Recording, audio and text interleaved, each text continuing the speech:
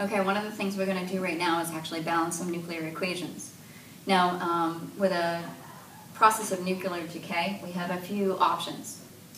Types of radioactive decay that actually undergo when an atom or isotope is unstable. You could have alpha decay, where another way of saying that is an alpha particle is produced, or an alpha particle is emitted.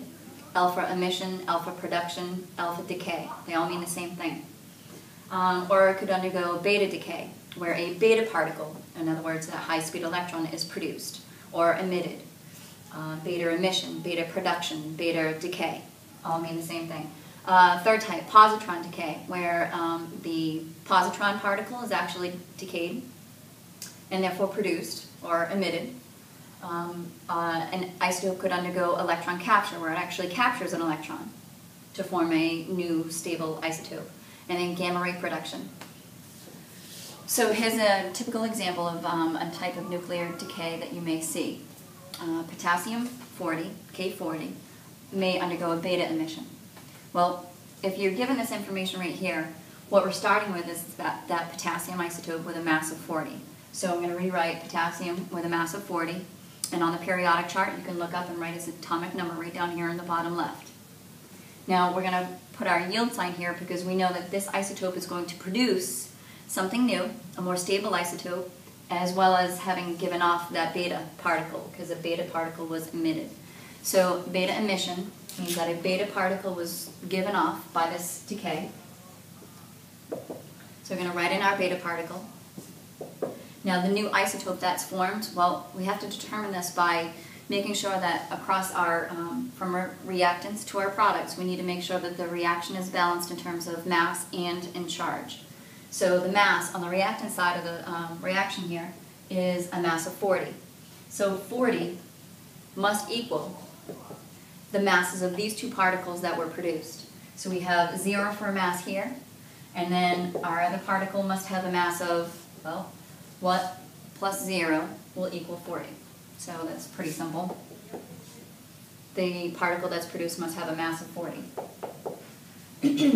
Then our charge on the reactant side is 19. So we have to look at 19. Here's our yield sign. So that will equal the charge on this side of the equation as well. So we have a -1.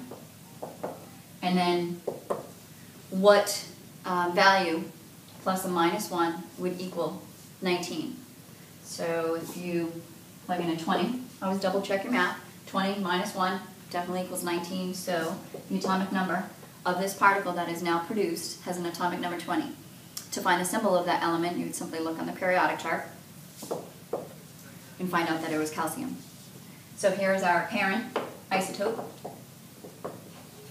and a more stable isotope generally is called a daughter isotope, and that's much more stable than the unstable isotope that we started with. Okay, another example we have is an alpha decay. So if we're starting with radon gas with a mass of 212,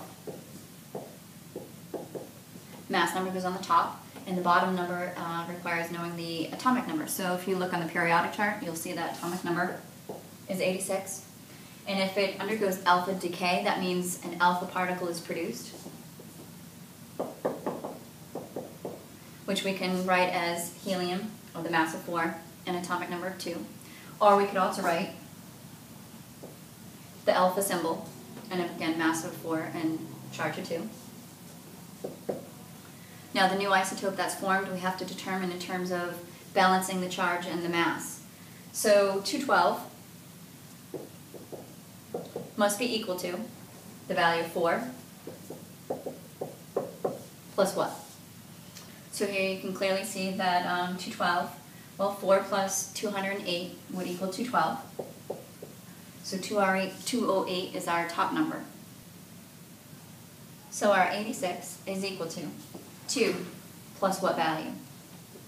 And that's pretty simple to say, 84. So the atomic number of this new isotope is 84. We need to look on our periodic chart to find atomic number 84. And we have polonium. And there's an example of alpha decay.